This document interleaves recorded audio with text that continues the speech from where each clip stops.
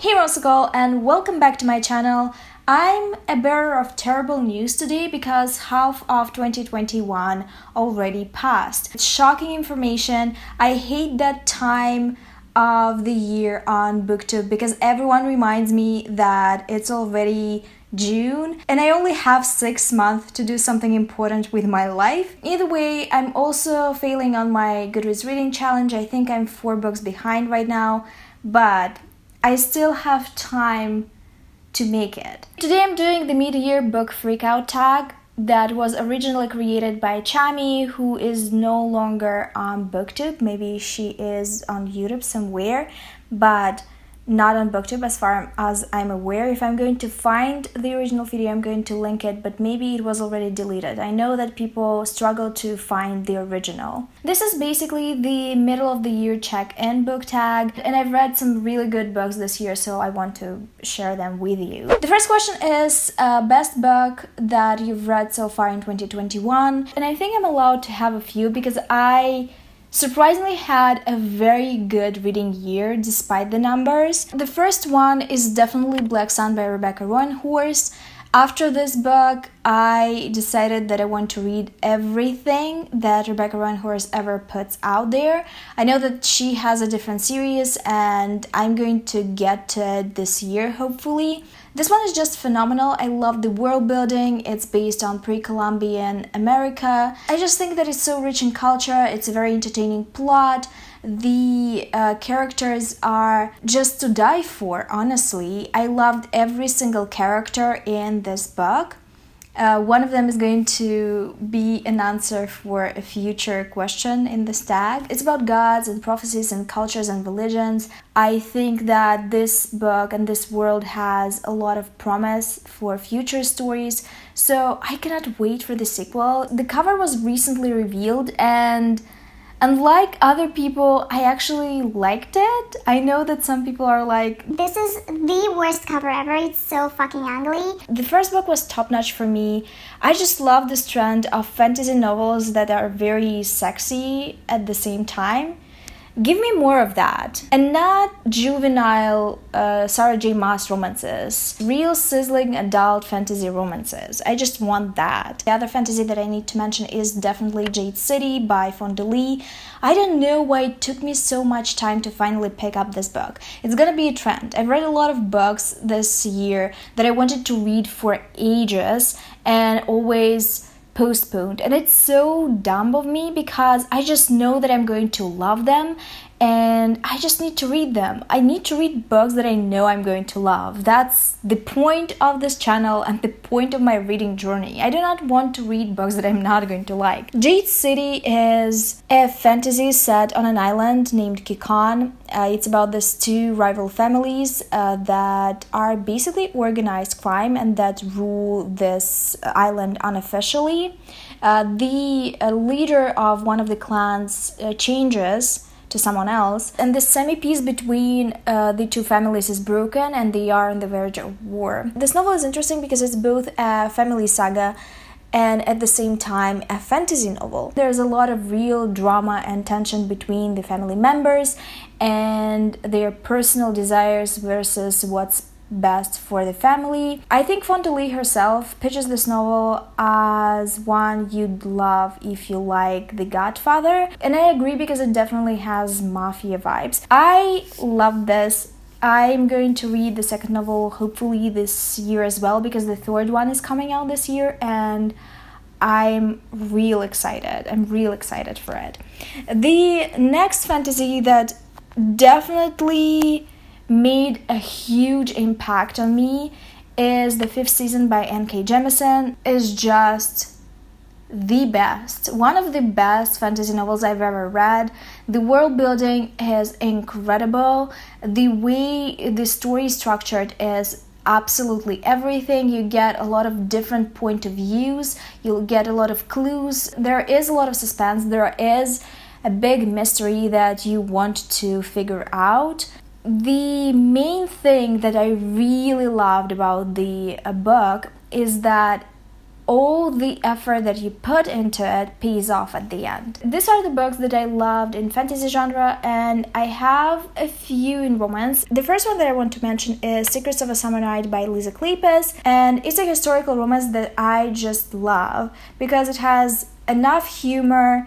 The story is very fun. There is a big friendship group. This one is about a woman who is of gentry and whose family went bankrupt after the death of their father, and who's now is trying to find a husband who's also of gentry and rich to basically pay their bills. No one wants to take her as a wife though, because everyone figured out that she's poor, and even though she's pretty, every man in high society is waiting around for her to swallow her pride and become a mistress. One day at a ball, she meets these other girls that are also wallflowers. No one wants to dance with them. They're either too old and are considered spinsters, or there's something wrong with their families. They bond over a shared experience and decide to help each other with finding husbands. The story is delightful, it's very fun, it's full of humor, and the friendships in it are impeccable. I'm definitely going to continue with the series. It's a quartet, I believe. The next romance that I want to mention is The Queer Principles of Kit Webb by Cat Sebastian.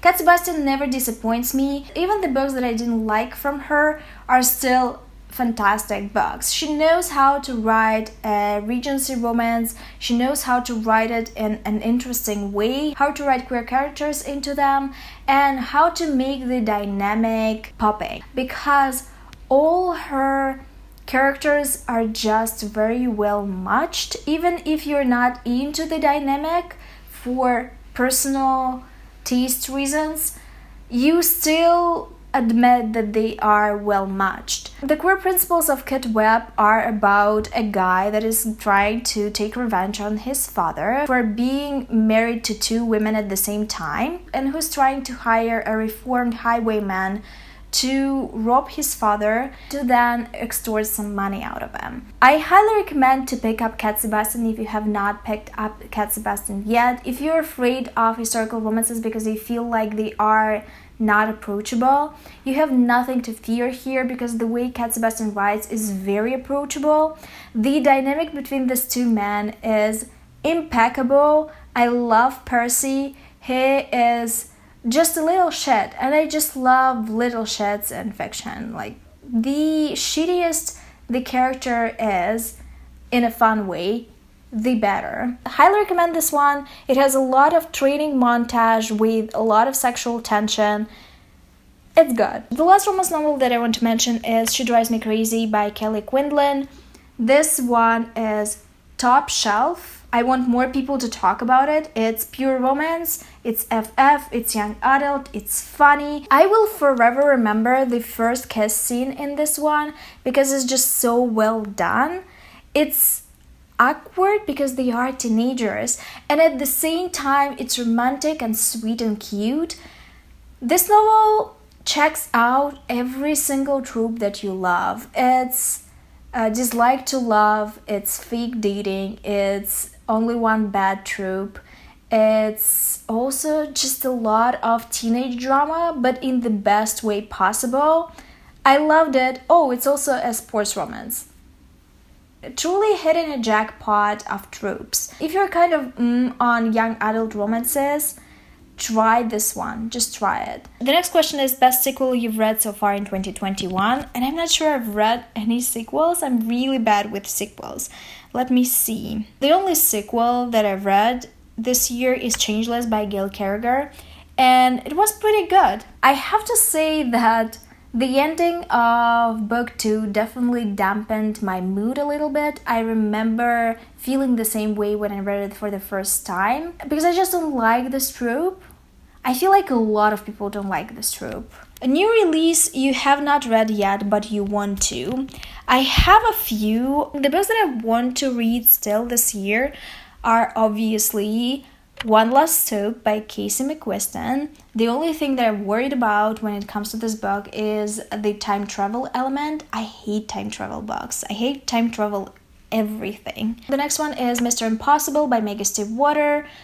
I am scared for Adam That's why I'm very apprehensive about this book. I hope he's okay. We just don't know with how the first book ended, but I'm still enjoying the world. I think it's very vast. A lot can be done with it. That is what I like about my 𝕆𝕍 Awards. It's also one of the only series I've read in adulthood that has a really good fandom potential for me. There are a lot of queer releases that I want to read, but there is one that I think not a lot of people know about because it's a romance, and almost no one reads FF romances, which is such a bummer for me. The book that I really want to read, I bought the ebook the day of release, is Prize Money by Celeste Castro. You might not know this, but I am a horse girl, even though I've never ridden a horse on my own. That's definitely true. Always dreamed of owning a horse and riding a horse. So if you are a lady and you own a horse, please slide into my DMs. I will be your wife. This one is supposed to be about professional races, and it's a romance between two butch women. The vibes are everything. I want to read it so much. I'm going to read it soon. The next question is most anticipated book for the second half of the year, and from what I'm aware of, I might not remember what's coming out because I believe my video on my most anticipated books was very modest when it came to the second half of the year. From what I know, I really anticipate Victoria Lee's new book. It's an FF Dark Academia, and I'm never going to be over Dark Academia books because ultra rich people doing dumb shit is my favorite genre. I just love it. The next question is biggest disappointment of the year, and I gotta say that it's 𝕆𝕌𝔼𝕊𝕆. I'm really sad about it. I really wanted to love it. It was just not the book that was advertised to me. I believe the marketing was wrong for it because as far as I remember, even the author kinda marketed as a romance, and if you look at the cover, it's like all the romantic comedies that are currently being published. So I definitely expected this book to lean more into the romance, and it was mostly literally coming of age. And if I knew that, I wouldn't have picked it up. It was just not my cup of tea. My problem with this book was it wasn't riding any of the lanes. It was coming of age, but it was also a romance, and at times it felt like it was two different drafts just merged together. I also was not obsessed with the love interest because she came off as the manic pixie dream girl. There was not much substance to her, so even the romantic parts that were in the book I couldn't vibe with because I just wasn't into the love interest. Biggest surprise has gotta be Yellow Jasmine by 𝕆𝕋𝔼𝕆𝕋. It is a horror fantasy, and I usually don't read this genre at all. I'm still thinking about the logistics of this world and what happened in it because it's so suspenseful and creepy.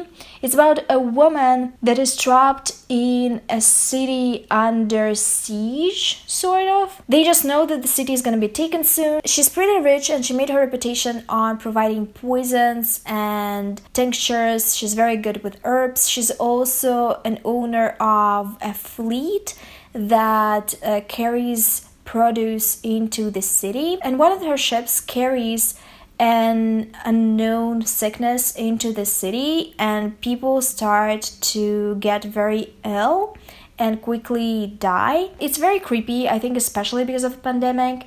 The writing style is so good, and I really got attached to the characters. It's also queer. I knew that it's queer, I just didn't know how it's going to be portrayed in this story. But I gotta say that it's mostly not about it. It's mostly about this pandemic and survival. The next question is favorite new author, new to you or debut author, and I gotta say that it's N.K. Jemisin. I'm so impressed with her skill. She's just amazing. If you have not read anything by N.K. Jemisin, I highly recommend to pick up something. It's very good. The way she just builds those worlds is amazing. And she doesn't force feed you information. You're just experiencing it with the characters. I'm very amazed by what she done with the 5th season. The next question is newest fictional crush, and I gotta say that it's 𝕍𝕀𝔻𝔼𝕆𝕊 from Black Sun. I told you that the character from that book is going to appear in the next question. I just think she's so cool. She's a siren, she's bisexual, she has this cool air about her. She's the type of girl that's gonna be bad for me and that I'm gonna fall for 100%. I love her. The next question is the book that made you cry. I have not read any of the books that made me cry this year, and thank heavens for that. I don't like sad books. The next one is the book that made you happy, and I gotta say that it's both The Cute Web and the She Drives Me Crazy. I think these two are just very uplifting. They are specifically written to lift your mood, and I love that about books. The next question is the most beautiful book you've bought so far this year or received, and I have not bought any physical books. I've exchanged some for different books. Not sure if any of this are pretty enough for you. Let's go with ebooks maybe. I think the ones we're meant to find is a very pretty cover. Like, it's beautiful. It's like a work of art. I would actually hang it on my wall. And it's a young adult suspense about an island full of robots or AI and a person that is stuck there. I didn't know much about it. It just sounded like a book that is gonna be up my alley. I love a bit of suspense, but suspense that doesn't turn into horror, if you know what I mean. The next question is, what books do you need to read by the end of the year? I really want to continue with the 5th season series. I want to continue with Green Bone Saga, that's for sure, but I've already told you about this. The Gail Carriger series needs to be read at this point.